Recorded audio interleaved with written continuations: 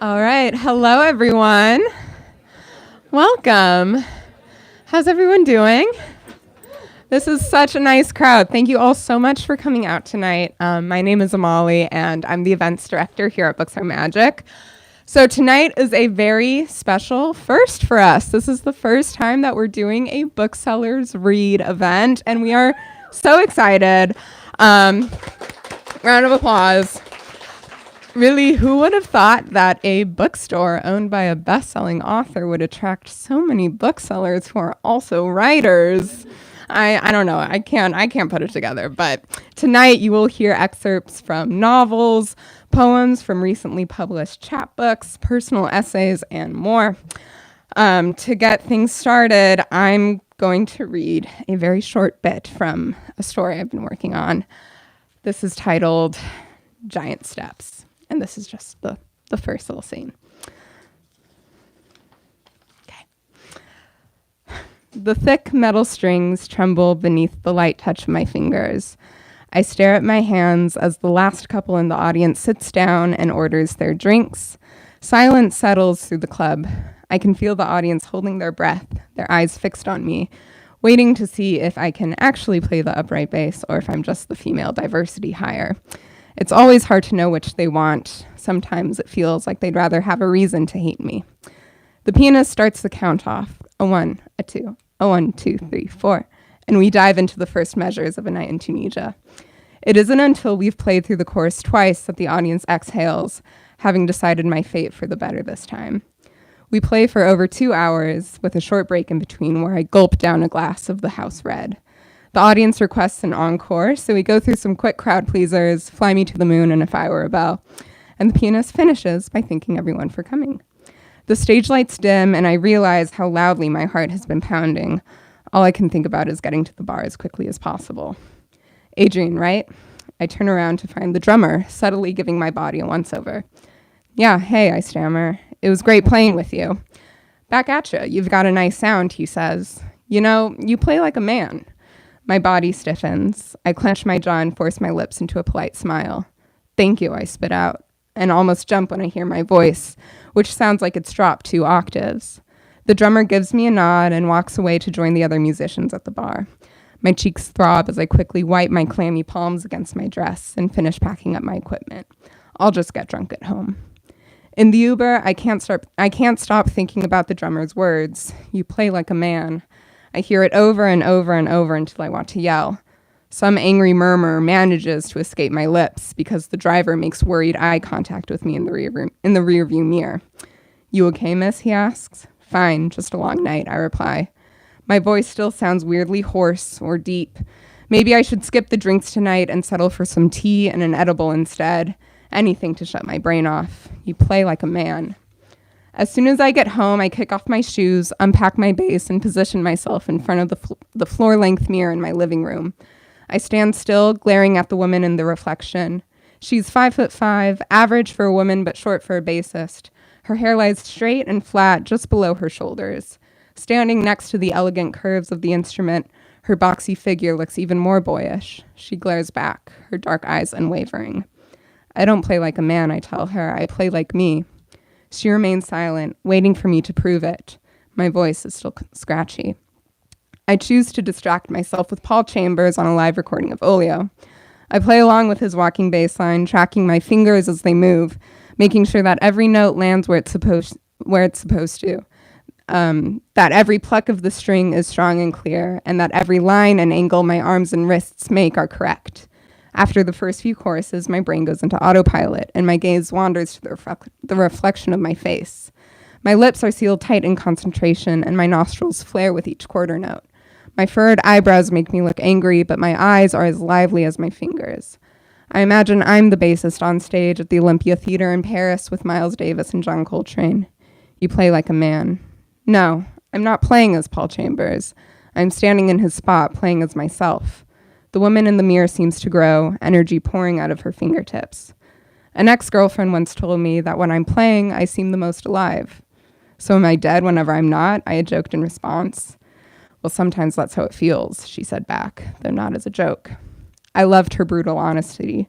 She loved my calloused fingers. We broke up a week later when she said I was more in love with a giant piece of wood than with a human being. My brain lags for a second, causing my right hand to fumble. Suddenly, I'm a beat behind Paul. You play like a man.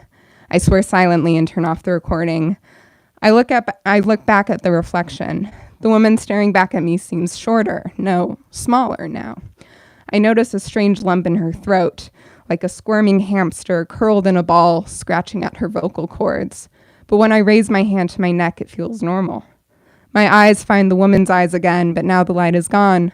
I stand there until I can't bear to look at myself any longer and go to the kitchen to pour a glass of water. Thank you.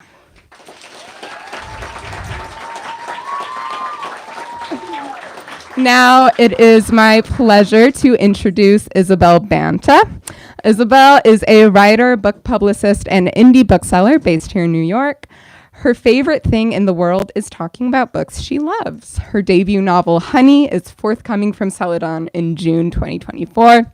Let's give Belle a huge round of applause.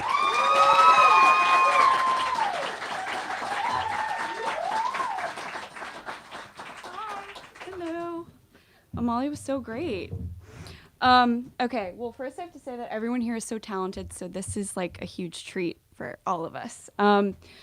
So as Amalia said, my novel is coming out in June, so this is kind of the opening of it. And it's about a pop star in the 90s, so if you're like, why is she performing? That's why.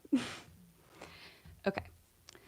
The night before the Christmas talent show, I can't sleep because of the crickets. Dozens have escaped from our bearded dragon's cage, and now they are singing. If not for the lines of snow on our window panes, it could be summer, the air thick with vibration and sound. When we first moved here, my brother and I asked for a dog, not a lizard, but my mom said our apartment was too small. Where would it run? At first, I didn't understand. We drove by tidy houses with buzz-cut lawns and bicycles kicked over in driveways, sleek retrievers that chased us to the edges of their electric fences.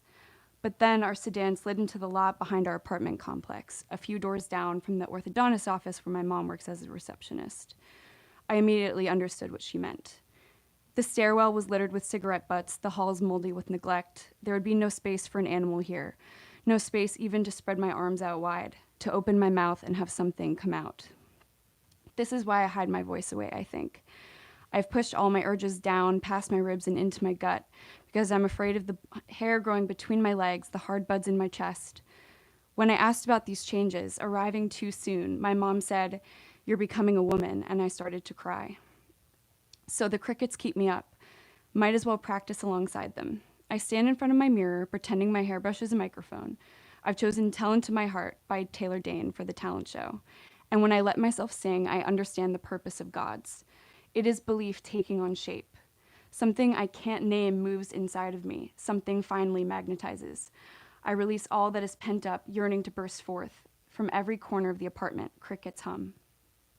The next night, I walk onto the stage, a rickety old thing with a stack of dusty gym mats in the corner, a red curtain hanging over my head like a guillotine, rows of parents and grandparents with itchy holiday sweaters and grocery store flowers, my mom chewing her Nicorette gum, and Jack Nichols sitting in the second row with Lindsay Butler and Rachel Morrow.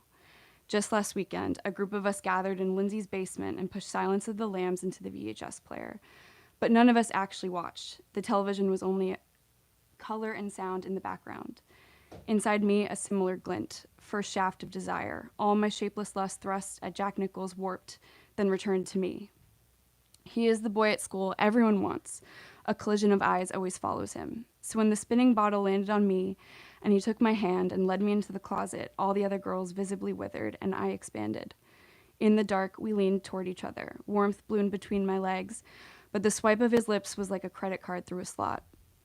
Behind the door, I could hear others breathing, someone stifling a laugh. And after, Lindsay took me into the bathroom, said, "You know why he likes you, right? He only likes you because you have big boobs." I glanced down at my chest. "Do you want to date him?" Lindsay asked, "like you have a crush on him?" "Yes." She exited the bathroom and returned a minute later, then told me she had spoken with Jack. "He's not into you," she said. "Sorry." She tried not to laugh, but a little escaped. She's not the type to push someone over, but she loves pointing when they're already sprawled on the ground. This humiliation is still fresh. Now they will watch me perform. Good. I am desperate to prove them wrong.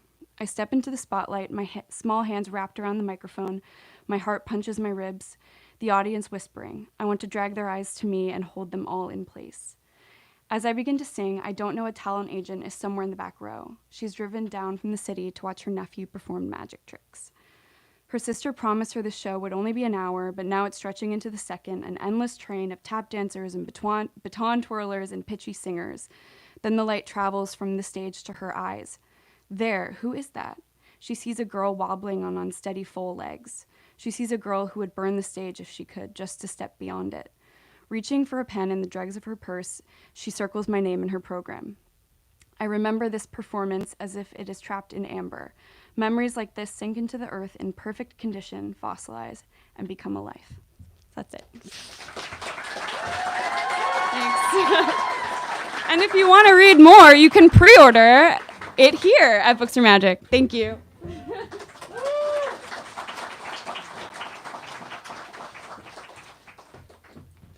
That's right, folks. If you want a signed copy of Honey coming out June 25th, see our booksellers up at the front when you leave, and we'll get that ordered for you. All right, next up, we have Alexa Brom, who is a writer from Southern California. She received her MFA in fiction from the New School. Her work has been nominated for a Pushcart Prize, the Robert J. Dow Pen Award, and Best of the Net. She currently lives in Brooklyn, where she's a bookseller at Books Are Magic. She will be reading from Good News, which is her first novel. Let's give Alexa a huge round of applause.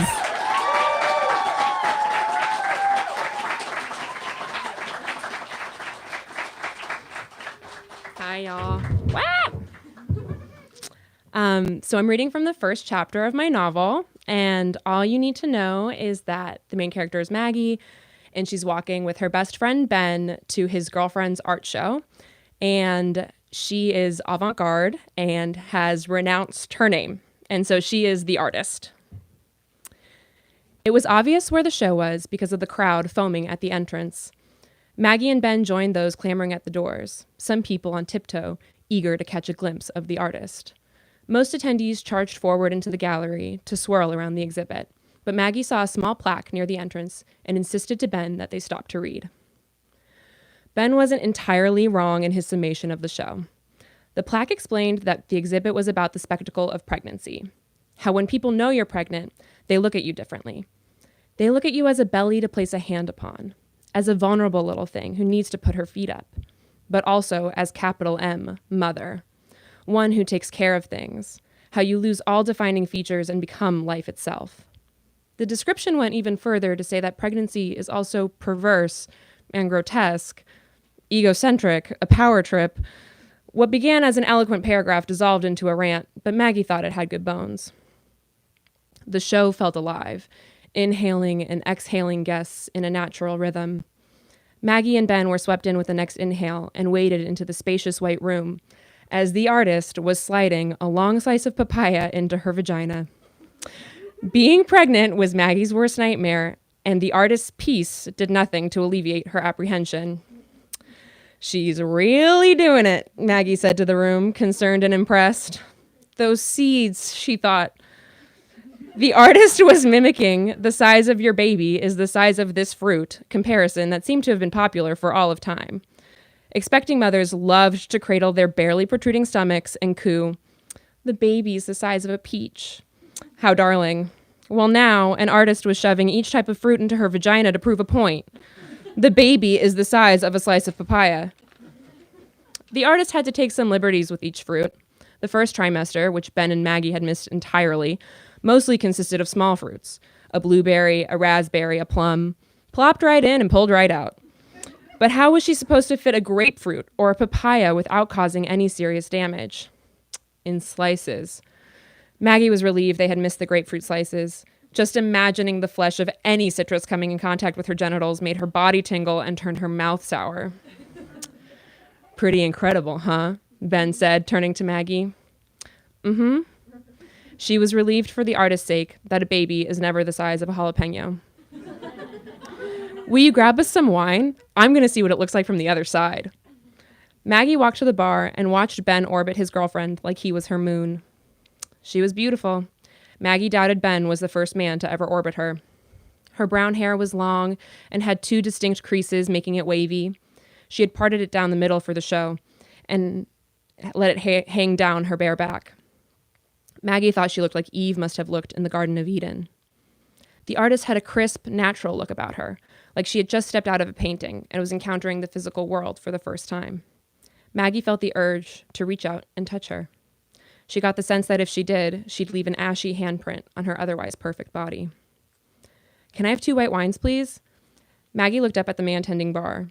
He was skinny and tall and looked at the artist with his jaw clenched. Embarrassment teemed close to the surface of his skin and colored his cheeks a dark, plummy red. He poured the glasses with his back turned to Maggie and mumbled something. "I'm sorry," she said when he turned around. He handed her the glasses and gestured with a limp hand. "There's fruit over there if you want some." Maggie looked over, and sure enough, there was a bowl of fruit salad glistening with sugar syrup. Some of the syrup, stained red, had collected on the crystal-looking forceps beside the bowl. "Funny," Maggie said, letting herself be impressed. With the wine cool and heavy in her hands, Maggie turned to survey the exhibit. She scanned the gallery first for Ben and spotted him standing by the artist's feet. The block she sat on brought her to about chest level of the average viewer, putting Ben in the perfect position to watch the crowning of the next fruit. Maggie looked to the left of the platform where an assistant sat at a small table with a knife and cutting board, preparing each fruit before handing it up to the artist. Next was pineapple, its spikes thoughtfully sheared smooth and cut into spears. How this was a legitimate way to spend an evening was becoming more and more preposterous to Maggie. She scanned the room again, only to find open-mouthed viewers, all turned to face the artist. Everyone had their eyes fixed on her, watching as she braced herself and held her breath. Maggie saw couples pointing and nodding, whispering hushed opinions to each other. Ben had migrated north and was staring at the piece. With his eyes steady on her body, he managed to avoid glancing at the artist's face. Next to Ben, a red-headed woman was eating grapes 2 at a time. Maggie felt like she'd seen the whole world. She moseyed over to Ben, who was transfixed as the artist slid a butternut squash, halved long ways, twice, into her vagina. Maggie nudged him. "Your girlfriend is funny." "I don't think her art is supposed to be funny, but I'm glad you're enjoying yourself, I guess." No, I mean it," she said, turning to point at the fruit salad. Ben shook his head and kept his eyes on the artist. Whatever. Maggie didn't bother explaining herself. She watched on as the artist's assistant prepped the next fruit, and the next one, and the next one, until Maggie was sure they were going to have to take her to the hospital. She felt removed from the artist, though she hadn't looked away. She shut her eyes tight and blinked to bring her into focus and tried to connect with the piece. It was then that Maggie noticed she was shaking. She watched as the soles of the artist's feet wobbled against the ground, her pale fists grinding into the platform, knuckles first and elbows quivering. Goosebumps covered her entire body. Maggie looked around at the audience. No one with a knotted brow. No one concerned that this woman was clearly writhing in pain. She saw a man toast his glass to another, shorter, squatter man. What could they possibly be celebrating? The exhibit was winding down, and Maggie thanked God under her breath because she could not bear to watch the artist's clenched fist redden with each passing fruit. Last and longest endured was the watermelon. Maggie hoped it was cold. She imagined the icy fruit crumbling against her skin and thought it might feel kind of nice. But after 40 weeks worth of fruit, Maggie was sure that nothing felt nice, and nothing would feel nice for at least a little while. Thank you.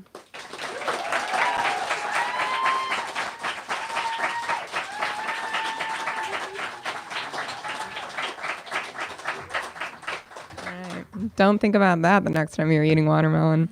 Now we're going to do a little transition from fiction into nonfiction with Isabella Barbuto.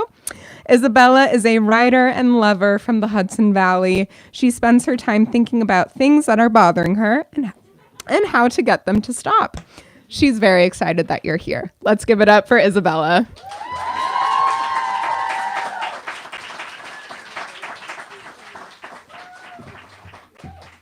Hi. I'm going to read an essay about my grandmother. It's called Ode to Sylvia. Her house is on a service road off the Belt Parkway, and growing up, she couldn't stop talking about the traffic. It was always, "How was the traffic? Traffic looks backed up. You made good time. Did you hit any traffic? How long did it take you? 1010 Wind said the traffic is backed up all the way to the BQE. She'd watch our car pull up, and before all of us were even out of it, she'd be yelling from her stoop about the traffic. Then my sister and I would run up the steps and lean in for a hug, and she'd say, "Nice of you to come visit me," and deliver a sloppy, loose-lipped, wet kiss onto my cheek. Her brick house sits right off the service road, and it will still be there after she's gone. Over the years, it's lost its character and charm, as things sometimes do when you can no longer nurture them. In front of the house is a crooked sidewalk that my father would always tell her to get fixed. He would say things like, "Sylvia, you've got to get the city to fix this. Someone's going to be walking here one day, and what if they trip and die? You'll be liable." But along that dangerous sidewalk is a flower bed that used to be covered in perennials and daffodils. Now it sits barren, with a strobe light that acts as a motion sensor screeching whenever someone walks past. Where did the name Sylvia even come from? It's certainly not Italian, my dad wonders aloud. My sister told me that I should go by a more hip name. She just started calling me Sylvia one day, and it stuck. My grandmother replies, as if she were just realizing this herself. At Christmas time, she would decorate with lights and a tree and wreaths and statues of Jesus scattered about. She would put Tony Bennett and Frank Sinatra on her turntable and sing to my sister and me in the kitchen, pulling us towards her and spinning us around on her brown and green linoleum-tiled floors, her tomato sauce on the stove, bubbling, surrounding us with the scent of garlic and parsley. When I was small, in the summers, my mother would let me visit my grandma all alone. I would take the train, and she would pick me up in her old car and beep at elderly women at every stop sign. "Move it!" She'd honk her horn, and as soon as the walker cleared her front bumper, she'd speed by. My grandmother loves me. I'm pretty sure I'm her favorite, even though we both know she can't say it out loud. But she loves that my eyes are blue, not just because she thinks they look good on my face, but because she likes to tell people when they compliment my eyes things like, "Both her parents have brown eyes. She got those eyes from me." She's been going into these fits during the night, the nurse tells my mom. "Nurse, nurse," my grandmother calls out. She's been at this for hours. It's late, past midnight. My mother is curled up in a ball on an air mattress at the foot of my grandmother's bed. She lifts her head slowly to look at her mother. "Don't be a coward. Come talk to me. I want to go home. I am not the nemone." The word my grandmother was looking for there was enemy. My mother curls tighter into a ball and looks into the hallway at my sister and I. We listen to her calls until we fall asleep. She hasn't set foot in her kitchen in a couple of months now. She hasn't sat on her plastic-covered furniture in her living room that crinkles loudly when you dare to move on it. Her bed was removed from her room, a place I used to sleep with her when we would stay. I'd awaken in the middle of the night to her open mouth breathing hot air on me, inches from my face. On her bedside table, a crucifix rested, with nails in Jesus' hands and feet to keep him on the cross. I hyperfixated on these nails, and as someone who had no religious instruction, I would always wonder how they were able to get away with putting nails in someone's hands. I would drift to sleep thinking of bone and cartilage and how it would be to hammer someone to a wooden stake. The crucifix doesn't really bother me anymore. She now sleeps in a hospital bed and can only consume liquids, and she sleeps with her mouth drooping open to one side. I no longer hear the lull of her snoring, and I'm not going to get a chance to sleep with her again. So, hospice means that Sylvia only has 6 months left to live, roughly. I hear my dad inhale sharply. My mother nods, biting her lip and pushing back tears. The nurse squints her eyes. "The morphine is for if she's having a hard time breathing. You can call us and we'll tell you to give it to her, and it'll make it easier for her." Make what easier for her? There's an urgency in my voice I wasn't expecting. Her comfort. It will make her more comfortable. Will it help her to breathe? It's just to make her more comfortable. I don't understand this. Why can't this woman say yes? It's helpful to tell them at this stage what a great mom she is, and she turns towards me now, that she's a good grandma. My mom does some more nodding and gulps back more tears. I get a text message days later from my mom. It's a picture of my grandmother's birth certificate. Her name is Grazia, 91, and I'm just learning the woman's name. I sit next to my grandmother, squeezing her hand. She opens her eyes and looks over at me. Hey, when were you going to tell me your name was Grazia? Her eyes grow big and a smile slowly stretches across her face. I made you a smoothie. You want to try it? I grab the smoothie and position the straw so it's easier for her to get her mouth around it. I push the remote on her bed to lift her towards me. Yeah. She purses her lips in preparation, and I slip the straw in the opening. She sucks the thick green liquid down, and after a moment, she gently lifts her hand, holding it up towards me. No more. She shakily hands the cup to me and loses some green smoothie due to her loose lower lip. I watch her smack her lips, and I wipe her mouth and chin clean. Her eyes close, and she reaches for my hand. She holds on tight.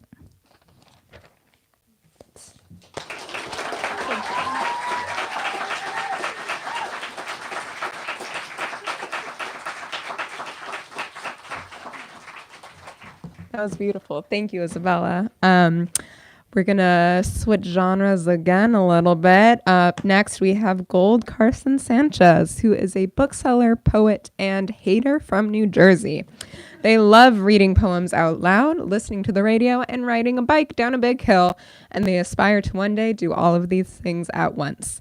They recently published their debut chapbook, Sonnet for the Meadowlands. Let's all give it up for Gold.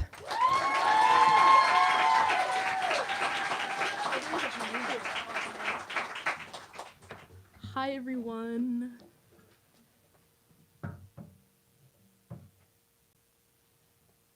That's for later, so hello. I'm Gold. I have a few things to say to you before this starts. The first is that the Meadowlands is a real place. I have this chapbook called Sonnet for the Meadowlands I just put out. And I was in a class one time and people were like, wow, you've created this beautiful place. Like, that's all right. This is what happens. But okay. The Meadowlands is a real place, and it's near here. Can I ask you to hold this? Yeah. It'll be my stand. Thanks. Okay. Sonnet for the Meadowlands. The waterfowl ferment in X forest and serve foul stew in superfunded heat. The shopping mall you might patronize is hellbent on its parasite dream. Sewage dregs stream down the birds' bills while the estuarine procedure is exiled and a new man invents a new method of courting overseas jewels. Bite marks in the land get sacrificed, then filled. In the grave of the city, what remains are yours to keep. This brackish death, these waterlogged feet.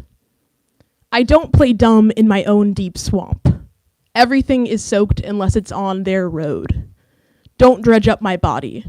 Even the mud moans. This is called Hudson River Lament. Shuffling across the Hudson River at 45 miles per hour, considering options for escape from the backseat of the car. In the backseat of the car, I was tiny and filled with freight. Seated on synthetic skin, I shuffled through options for escape. I doubted that I loved the George Washington Bridge enough to die with it, with its dirty river and all that toll on us and the whir of the engine combusting forward. But there's this grotesque fantasy in which I am no longer forced to live inside of my home. It is the one day, to be sure. It is the one way I'll be sure I'll be protected from the oncoming traffic. Quality time spent in highway traffic. Familiar potholes rattle the metal of the cage that we trust with our lives and gasoline. I sit in the passenger seat. In the natural light, in this form-fitted dress, I'm full of childlike admiration for the friends like you who love me without even being required to. After 1.5 hours of driving, I remember your suffering and the suffering of your poor dead dog. I need living dogs, pristine people, irrigation systems, a drainage chamber for my brain, drugs, food, and not bombs or missiles or artificially flavored intelligence creams. Unlike our fathers, we have no rage about this road in front of us, but rather with all roads in their primary function. We have rage about land theft, rhythm theft, circadian rhythm theft, de facto self-repression, and we wonder together about what the problem is with men. We are young but incorruptible. The same graffiti tags repeat on billboards high overhead. Recurring bruises rise up from under at least a few layers of skin. I dismiss them as soon as I notice them. It's not enough to sit still, look out a window, quiet the urges, and parse the language of being left and losing. I have to get left there again and again. So I thank you for being around and for being the way I get around. Once the backlit map route is no longer red, the sign for the exit hanging from the post instructs me to begin sobbing. I am so sick of making sudden movements and turning and parking in a lot. I tumble out of your car and keep crying the rest of the day. For some time, I cry to my mother, who is required to love me and who stares at me, her eyes all bright and yellow, saying, "I'm sorry the world isn't how you thought it would be." Thanks. And then I have the...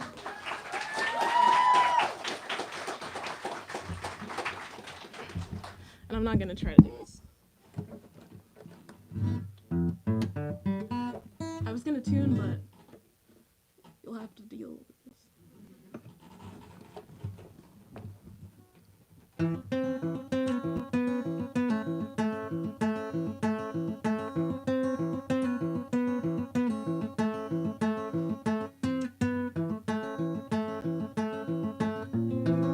Oh, that's what's up. That's totally wrong. And I'm really sorry. But this has to happen. So now you get to let this happen to me.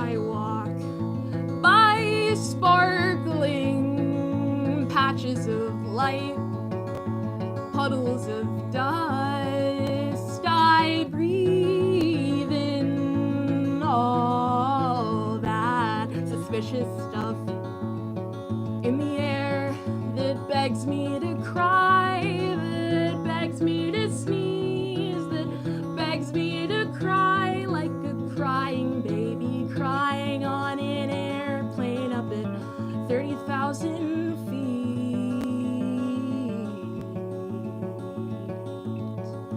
Everybody knows why I've come here.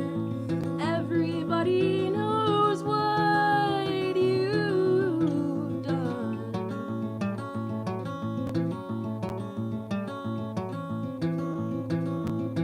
Yeah, I tell everyone in town, and I'm killing the earth with gallons and gallons of jet fuel, telling everyone as far as Arizona to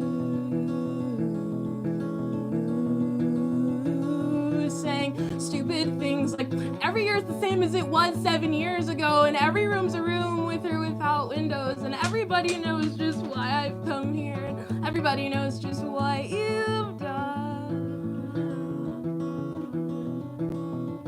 What you've done. What you've done.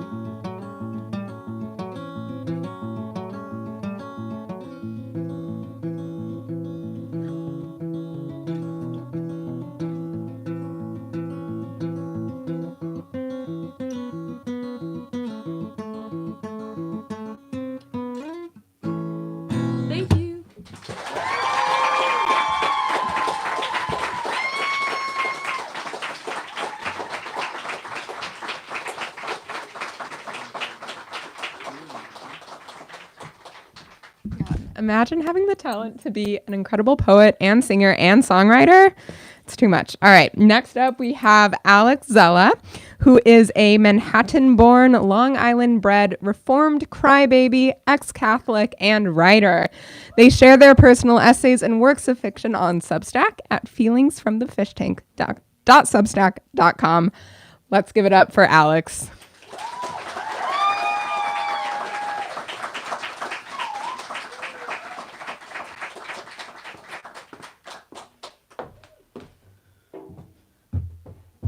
Hi, everybody. I'm Alex. I write personal essays and sometimes short fiction. Sadly, this is not that, but luckily I am a masochist with a sense of humor. This piece is called Pitchfork Poisoning. It's 1 something in the AM, technically Monday morning. What a way to start the week. I shower, apply a wash of some dark burgundy lip stain, and get in the car, making sure to check its license plate first. Around halfway through the ride there, my phone illuminates, its screen light glowing through the cracks of my grip. It's him. What does your slut outfit look like? It's January, and I've made a commitment to practicing brutal honesty. Too soon to quit now.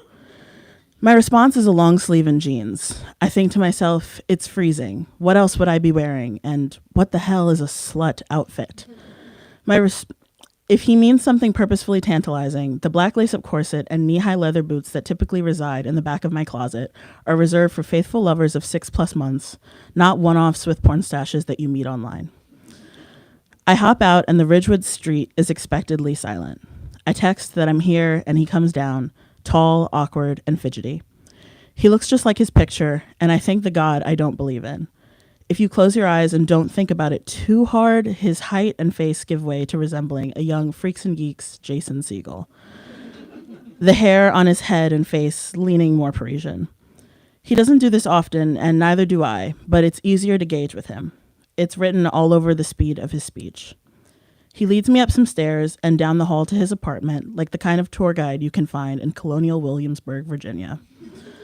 I go in and cosplay as my cop father, assessing the scene as I untie my boots. The space is occupied by a small, what I presume is an IKEA-bought couch, a massive shelf of books he's never read nor will, but thinks he should own, a faint smoky haze swirling around the room. Is everything okay? Rhetorical. My sixth sense was ringing. I knew better. I paid $17 for the Uber to get there. I ignore my intuition. Intuition doesn't come. Spoiler alert, that night, neither do I. Yeah, I've been smoking all day and I cooked before you came. I wish he'd thought to open a window. I start to wish I'd thought at all. We sit on the couch and I try to make conversation. Pretend I don't notice the way he's leaning towards me, studying my face and frame like predator to prey. He's eager for what our sexting from the hour before alluded to, and I get that. But I was raised in the Southern tradition of exchanging meaningless pleasantries and holding hands to say grace before a meal. Couldn't we at least pretend even for a moment to care about each other's humanity? No. The hard and definitive answer is no. Bang, bang, bang. It's his neighbor who, off the bat, I can tell is an eccentric character in this dude's life. Sorry to interrupt, but you two are going to want to get out of here. There's a carbon monoxide leak and a fire in the basement. Better to be cold than be in here and, you know. Eyes wide, he makes a gesture demonstrating someone kicking the bucket, most likely the both of us. Carbon monoxide leak. I could have died in the Ridgewood apartment of some flannel-wearing random from carbon monoxide of all things and not even know it. His detector wasn't going off, and sadly for me, I'm not the best at recognizing the scent of odorless gas. What a sad and pathetic way to go. He suggests we go for a walk to distract from our almost fate, while his neighbors call the landlord and whoever else it took to solve the chaos. I'm not entirely sure why I don't take this as a sign to leave and quickly, but then again, I've always found myself curious for curiosity's sake, poking and prodding at doors that shouldn't open in hopes of breaking up any found sense of monotony. We begin strolling, and he goes to hold my hand. It's our first time meeting, and I find the action to be both jarring and sweet. With that same hand, he pulls and swings me toward a brick wall, pushing me up against it. Kissing me, he animalistically grabs at my chest in a way that hurts, shaking each of my breasts like a child with a snow globe or a magic 8-ball. I was an object, or worse, simply home to objects, plural, a sentient set of body parts for consumption. Now, I like a rough and rowdy hookup as much as the next guy, but you talk about it first. You set limits. You don't do that. I thought I'd known what I was signing up for. A casual night with a stranger, not the role of sex doll number 3, straight to shooting, no audition. I suppose in some worlds, in his world at least, those two are the same thing. I withstand his gauche intimacy tactics for a bit before suggesting we keep walking. He decides on showing me some neighborhood spot he likes. It's a park, and upon arrival, I find myself pleasantly surprised by the view of the skyline, my sense of awe leaving me malleable for his wants. Sometime later, after a lamentable public display, we're back where it's warm, in his bed. The gas and its life-ending potential long gone. His boxer briefs and my mismatched socks lost to the landscape of his apartment, now deemed safe. He slumps back against the wall in a stupor of satisfying exhaustion. I just came, he announces, sporting a faux philosophical look. You can't be serious, but alas, he is. He stays this way for much too long. I turn on my side to face the wall, feeling used and irritable. I remain in this position until the disappointment wears off. It doesn't, yet I move anyway. Feeling overexposed, I sit up and ask for a t-shirt. A memento to remember the occasion, because this was just so damn special. He graciously moves to fulfill my request. So, how many guys have you been with? He asks, digging through a drawer, the unsatisfactory options finding their way onto the ground. I'd mentioned earlier in our text that I'd been identifying as a lesbian for the last 5 to 6 years, but for the last 3 months identifying as having an existential crisis. Spending my days trying things just because I hadn't dabbled in them yet. I'll do almost anything for the bit of it all. Dabbling, though, I've now decided, is overrated. 1. So it's kind of like I took your penis virginity.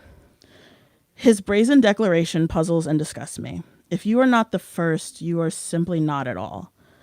Huh, yeah, you and that other guy should start a club, my voice laced with a rare sarcasm. The shirt he hands me is white, with a scarlet-colored graphic on the front depicting a record being spun on a turntable. Thanks. Where did you get it? I ask. A while back at the Pitchfork Music Festival. Of course he did. Thank you.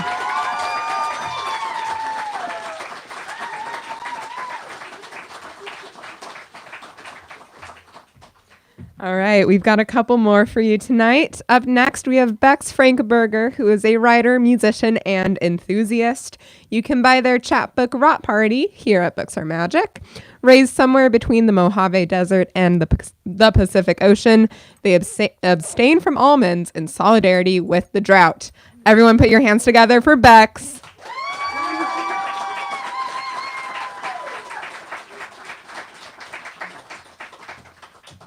I brought my RAI water bottle up here just to be safe. Because there's a drought, you gotta stay hydrated. I'm gonna read from 2 things tonight. The first is from Rot Party, which you can buy here. It's so exciting. It's 100 translations of Antigone. So, brief context, Antigone is both Oedipus's daughter and his sister. Just kind of kinky. I'm gonna read from the author's note, and then you can read the book when you buy it. The first time we met was in the 10th grade. My love was immediate. Antigone was immediate. Here was a teenager usurping unjust authority, true to her last breath, and not once did she talk about her boyfriend. Sometimes she even made me laugh. This isn't hard to do, but it is always noteworthy. Only later did I reconsider her actions, marked her elitism and exceptionalism, her vanity. I attributed some of her courage to a death wish, and thought, well, if my father was my brother, my country was in shambles, most of my family dead, mightn't I wish for death too? Sophocles' play had everything: love, war, sisters, grief. I spent a decade reading every translation I could find. Only one was written by someone other than a man. This infuriated me. I did not want any more men interpreting for me what it was like to be a teenager, to be a sister, to have doubt cast on you like dirt over a grave. Only after translating the play myself did I realize my true goal and begin my one-line memory translations. Essentially, I thought about the play, I lived inside the play, I wrote a line. Each one is some crucial all-or-nothing part of Antigone. I scoured the earth for these, from my friends, from songs, from my other works. Because of this, Rot Party is both active and archival. It is an act of queering, of liberating, of raising Antigone from the dead, and also joining me with her. Together in this space, she and I are somewhere and nowhere. We are everywhere. We are everything. We are nothing. We are peaceful. We are laughing. We are making each other laugh. That's that.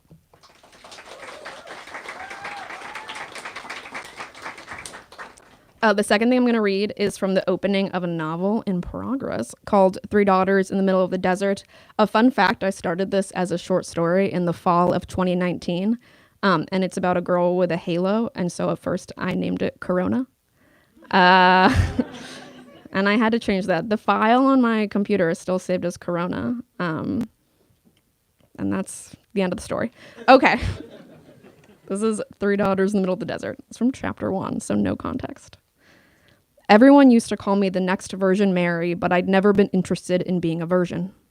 No one but my sisters had ever asked me what I'm actually interested in, but such is the plight of having a halo. I was born with it, it's true, a bright golden light that surrounds my head. With it came the love of the masses and of the Pope and even of God until a few years into my life, they realized my halo meant shit, there was no magic to my glowing light, and they stripped me of my titles and also of their love. I moved to the desert, and I was forgotten. I've heard that my saint candles are still lit by senile grandparents, but I'm pretty sure that's just a rumor. The point is that at a certain time in my adolescence, as my fame rolled itself off a desert cliff and down the craggy incline of indigence, I decided there was no greater ode to my lost childhood than to do the opposite of what everyone expected of me and exploit my remaining youth. I lost my virginity at 17. This was not for lack of trying. I quickly learned that mediocre sex is a great unifier, better even than really good sex, possibly because misery loves company, and possibly because anyone who hasn't yet had the best sex of their life is disinclined to believe those who have. I think the reason is both. Many people have unremarkable first times, and it was a point of pride for me whenever I could prove I was no different from anyone else, Corona or no. The girl I was, the shadow of my bangs is so distracting, guys. Okay. The girl I was with played her very best of Gary Wright album off YouTube. The site hadn't yet started inputting ads in the middle of videos, so nothing external disrupted our intimacy. I was young then, or at least younger than I am now, and the idea of passing up sex, especially when I had not yet had any, seemed the most foolish thing I could do. We lived in the middle of nowhere, and it was a great feat to find another queer person my own age in the Tri-County area. We met while her little sister sold me Girl Scout cookies outside Costco. I didn't tell her that my older sisters, Clara and Ben, drove 2 hours to this Costco only once every few months when they could borrow someone's car, that me being here today was a fluke, or better yet, was fate, was the Santa Ana winds somehow finding their way to this eastern corner of the landlocked desert and cutting my high school's power line. Nor did I tell her, a week later, that I left my house at 10 a.m. to catch 3 different buses that would drop me off in time for our 6 p.m. date.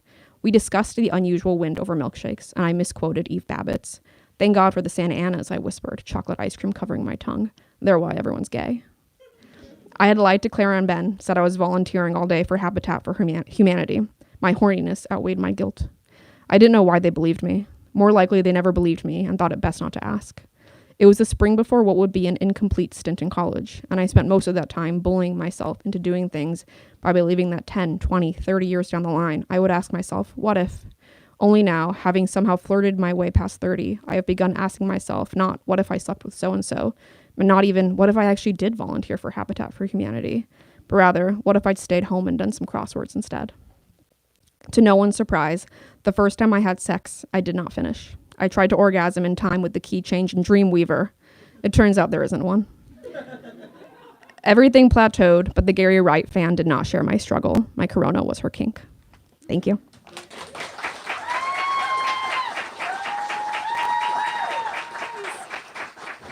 I forgot my water bottle. Alrighty, next up we've got Jules Rivera. Jules is a writer, crafter, actor, and producer of the monthly reading series called Herbal Supplements.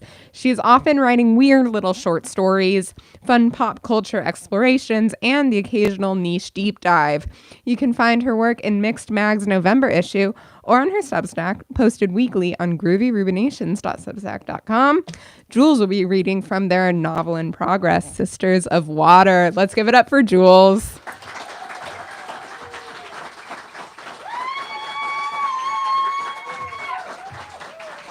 What's up, everybody? Thank you guys for coming. I also wanted to, I'm gonna lower this, I'm short.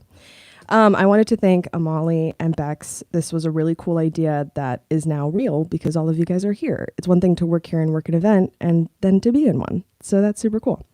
I am reading from my novel in progress. It is so in progress.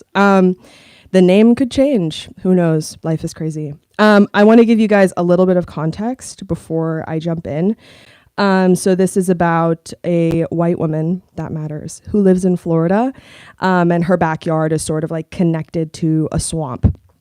And she finds 3 young sisters who have special qualities. Maybe they're Hispanic, maybe they're brown. She doesn't know. But she takes them in and she raises them. And right before this scene, so the youngest sister is very sick. And so she started to take on like spiritualism to try and heal her. And a high priestess came in and said, hey, you shouldn't be messing around with this. And she said, get out of my house. So this just takes place right after that. The oldest sister is Carmen, middle sister is Bernie, youngest sister is Mara. Okay, that's it.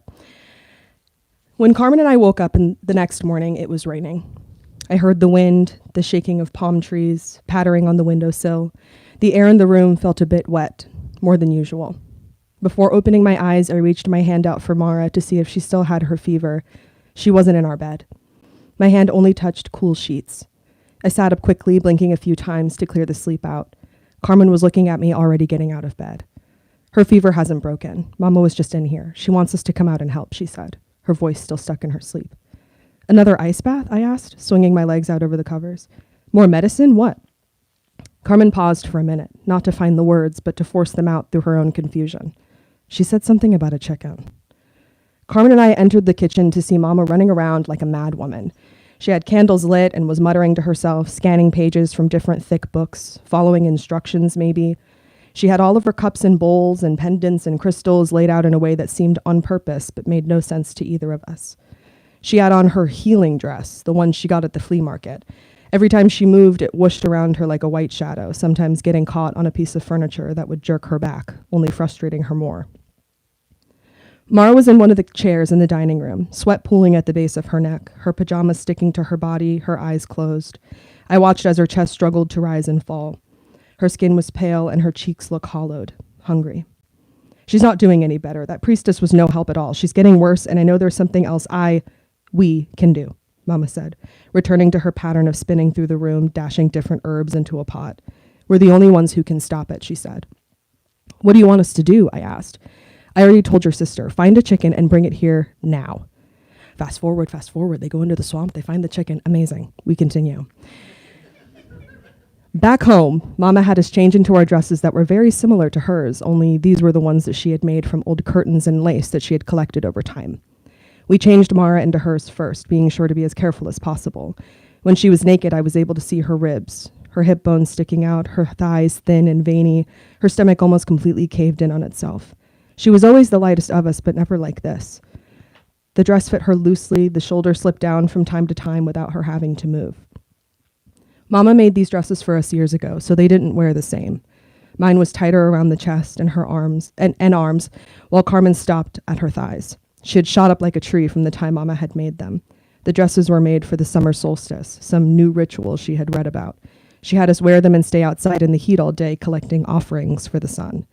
I remember gathering flowers in the garden with Mara. I was on my knees picking at stems for what felt like hours. There were still grass stains on the hem. We then cleaned the house from the top down. We swept, mopped, and then swept and mopped again. We dusted every shelf, shook every book of its dust. We rinsed every dish, knick-knack, and pendulum until they sparkled. We smudged the house, then again with a set intention. Mama said that we couldn't do the work we needed until the entire house was clean in as many ways as possible. The sun was beginning to set. The house was flooded with orange and red. The room was a rose ripped open. Mara didn't move from her chair once. She only moved her face in discomfort and pain. Her lips were thin, cracked, and looked like they were bleeding in some spots. If she didn't have that scar on her cheek, the one she got from when she fell off of the counter playing, I almost wouldn't have recognized her. Once the house was clean, Mama told us to pray over Mara while she set up the bathroom for the healing. I looked over at Mara for a moment and wondered where she was going. and why she was going so quickly. So Carmen and I held hands, closed our eyes, and prayed. We believed Mama in that moment because what else could we have done? I squeezed my eyes shut, but I could barely muster anything without my thoughts drifting off. I was already beginning to see life without her, and I couldn't bear it. I tried to remember her as I loved her. Bright, funny, daring. I remembered her hanging from a branch in the backyard, her bare feet dangling and covered in mud, even after Carmen demanded she get down and put her boots back on. She went digging for worms to chase me with them. Her laugh was a fire crackling. We would lie on our bed together, and she'd ask me to tell her stories from the books I had read. I wished I had a story to tell her right then, but nothing came to me that she hadn't heard already. She deserved something new, and I couldn't find it for her. Mama emerged. Everything was ready. The bathroom was transformed. The lights were off, and the entire room was lit by candlelight. She had stones on every surface imaginable. The tub was filled, the water steaming with various flower buds and leaves floating in it. Mama had made her a healing bath with Florida water. She was obsessed with it. I knew because the smell burned the inside of my nose and sent the sensation down my spine. Too strong. The chicken was hanging from the curtain pole, upside down, with its neck visibly broken. "Why did you kill the chicken?" Carmen asked, horrified. "I sacrificed the chicken for Mara, one life for another." "Lower her in, slowly," Mama said, grabbing a book and flipping through its pages. As we set her down in the warm water, I felt Mara's muscles begin to relax. Once she was settled, Carmen used a wet hand to smooth her hair out of her face. She put a hand on her cheek and looked at her for a moment before kissing her forehead and leaving. I did the same, only I kept my lips to her hot skin for 1 second longer. "I'll see you soon," I whispered. I kissed her again and followed Carmen out. After some time, Mama left the bathroom, closing the door behind her, telling us she would be leaving Mara in the bathroom overnight. "For the whole night?" Carmen asked, shocked. Shouldn't we check on her throughout, take turns?" "No, Carmen," Mama snapped.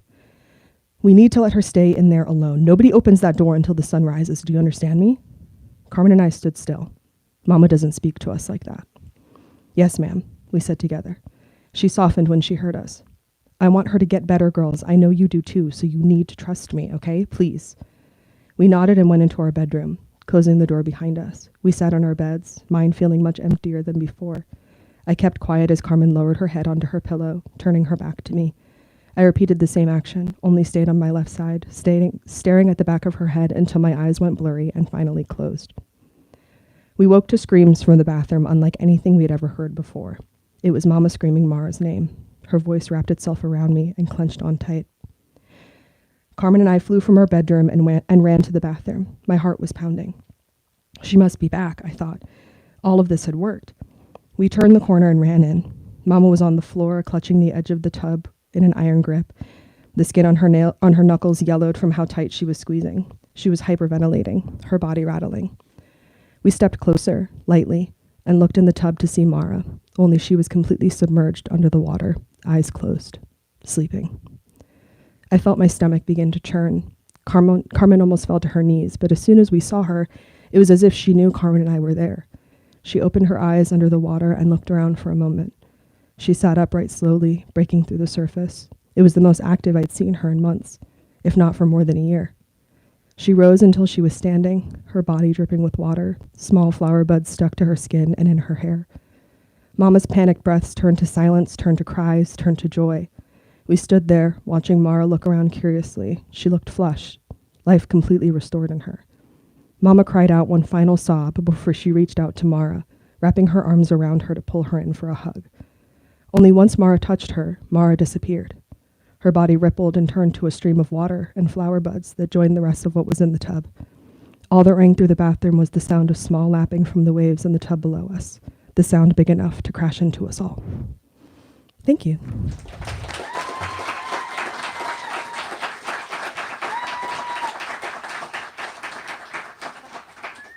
God, I have chills, literal chills. All right. Thank you all for being such a great audience.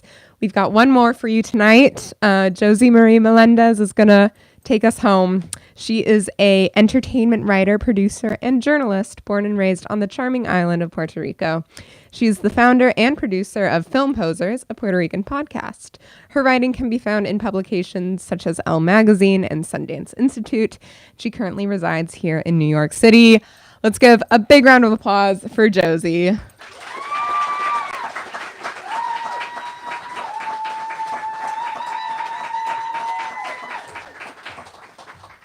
Hello, last but not least. Hi. I actually was able to publish my debut poetry book last month. So, very excited about that. Thank you. So I wrote this book because my mother passed away in June of 2023. And unfortunately, 2 weeks later, I got COVID, so I couldn't go to her funeral. And obviously, there were a lot of emotions and feelings inside me because my mother was my best friend. So I'm going to be reading 2 poems from my book. One is in English and one is in Spanish.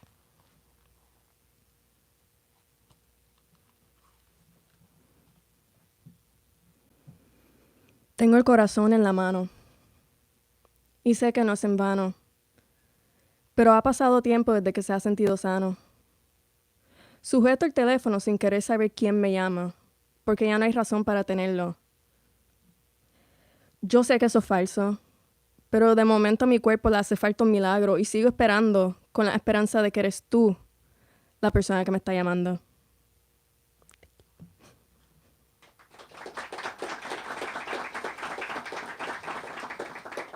Okay, and number 2. I want to go home. But home doesn't exist anymore. At least not the way I knew it. And I know that I'll get through it. But the sun and the birds wake. And everything should feel great. But I ache. For the girl I once knew. For a time I once knew. And for the home I once knew, but now I can't go to anymore.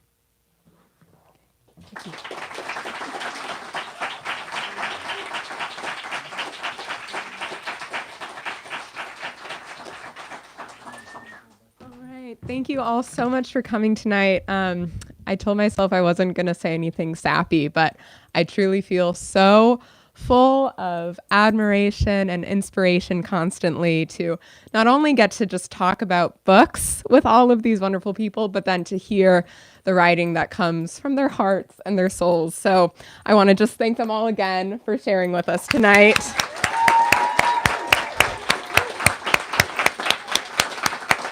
As I mentioned earlier, we have copies of Bex's Rot Party, Josie's Gotas de Amor, and Gold's Sonnet for the Meadows available for purchase at the registry where you checked in.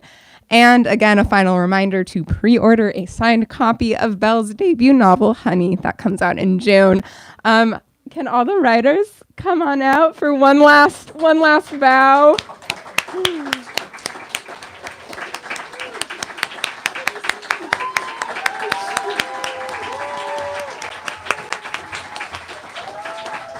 We couldn't do it without all of you guys. Give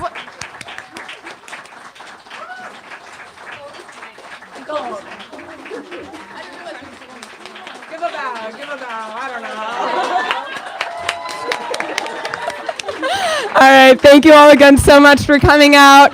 Buy some books, get them signed, and have a great rest of your night. Thank you all.